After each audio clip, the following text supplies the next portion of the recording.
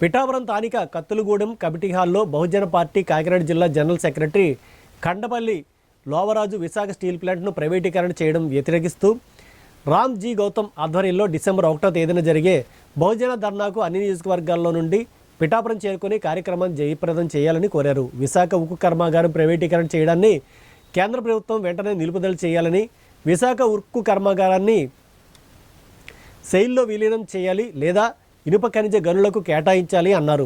యాజమాన్యం యొక్క వేధింపులు నిలుపుదల చేయాలని, ఈ డిమాండ్ విషయంలో న్యాయం జరగకపోతే మాయావతి నేరుగా విశాఖ స్టీల్ ప్లాంట్లో ఉద్యమిస్తామని తెలిపారు.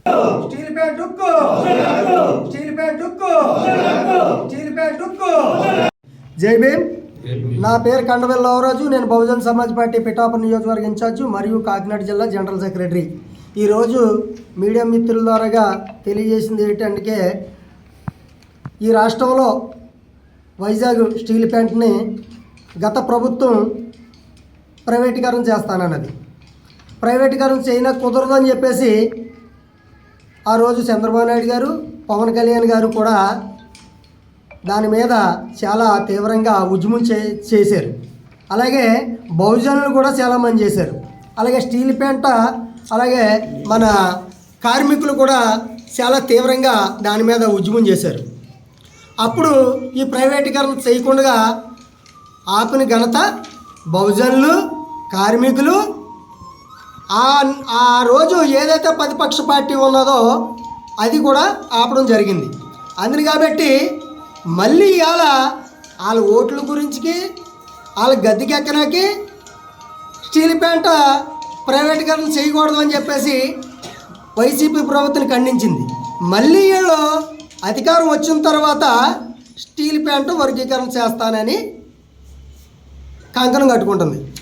బహుజన్ సమాజ్ పార్టీ తరపు నుంచి రాష్ట్ర కమిటీ పిలుపు మేరకు ప్రతి నియోజకవర్గం, ప్రతి జిల్లా, రాష్ట్ర వ్యాప్తంగా రేపు 1వ తారీఖుని వైజాగ్ స్టీల్ ప్లాంట్ దగ్గర భారీ ఎత్తు ధర్నా ఏంటంటే, స్టీల్ ప్లాంట్ ఉక్కు బహుజనుల హక్కు, బహుజనుల హక్కు స్టీల్ ప్లాంట్ ఉక్కు.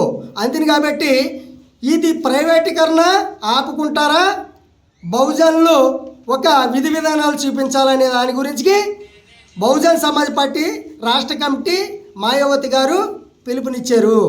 ఆ పిలుపు మేరకు ప్రతి జిల్లా, ప్రతి నియోజకవర్గం నుంచి వేల జనాలతో రేపు 1వ తారీఖుని స్టీల్ ప్లాంట్ దగ్గర భారీ ఎత్తులో ధర్నా జరుగుతుంది. ఒకటే చెప్తున్నాం ఇప్పుడున్న గవర్నమెంట్కి, అయ్యా చంద్రబాబు నాయుడు గారు, డిప్యూటీ సీఎం గారు పవన్ కళ్యాణ్ గారు, నరేంద్ర మోడీ గారు ఏది చెప్తా చేయడం కాదు.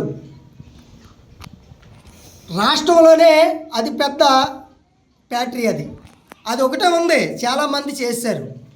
ఇది ప్రైవేటీకరణ చేయడం వల్ల ఎంతమంది నష్టపోతున్నారు అనేది డిప్యూటీ సీఎం గారు, సీఎం గారు కూడా